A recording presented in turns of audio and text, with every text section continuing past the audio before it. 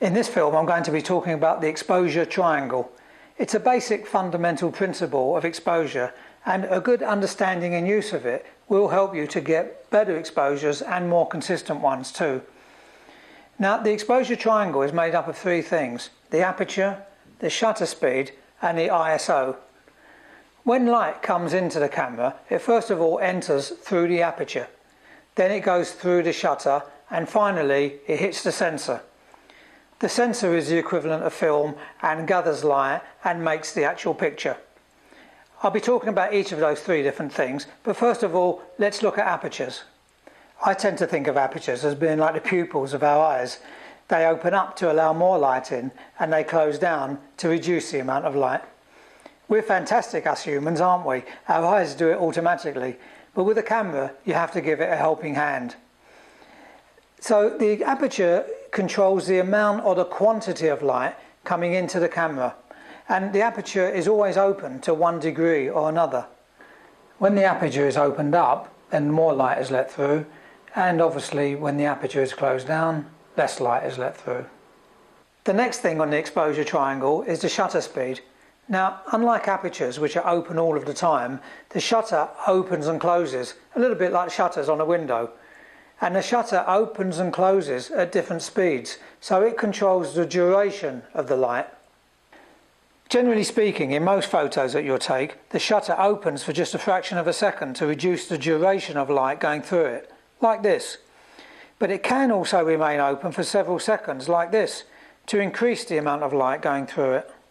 So, now let's take a look at the way the aperture and the shutter speed work together as a team to balance out the light and to create a photo that is properly exposed. That is, it's not too light and it's not too dark. Let's say we were using a wide aperture so that lots of light was coming into the camera.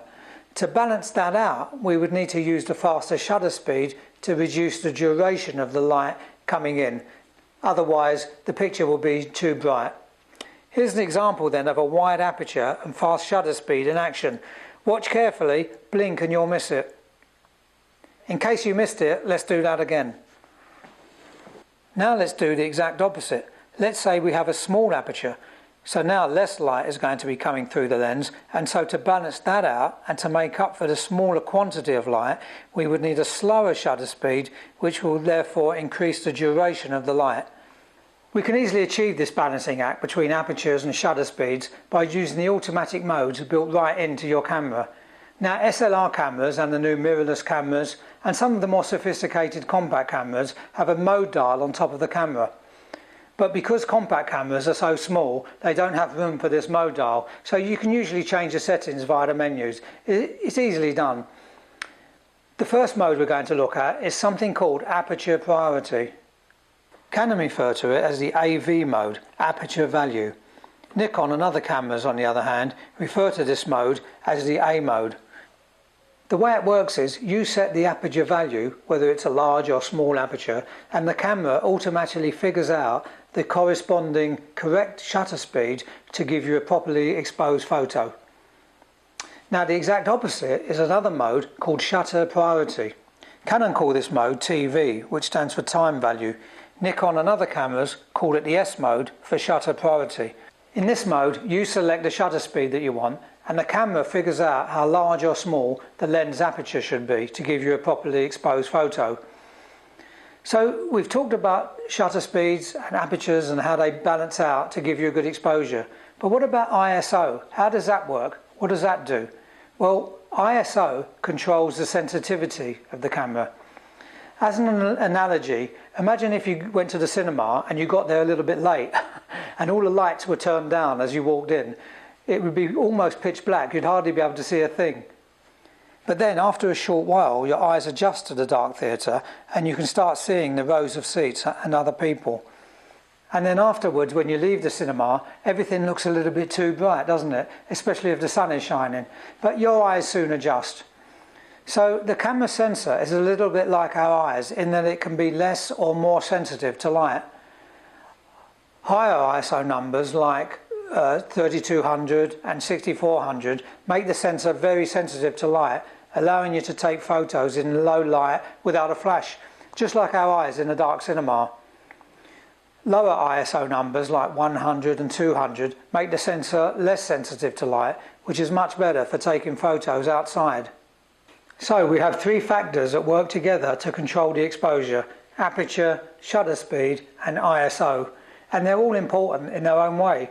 So where do you start? Which one should you give priority to? Well, as well as making the sensor more or less sensitive to light, ISO also has a big impact on image quality, especially in regard to noise or grain, as it used to be called. There's a whole film dedicated to ISO elsewhere on the site, and I recommend you take a look at that. So when it comes to aperture priority or shutter speed priority, which one of those should you choose? Well, that depends very much on the type of picture you want to take, and this is where you start to get creative.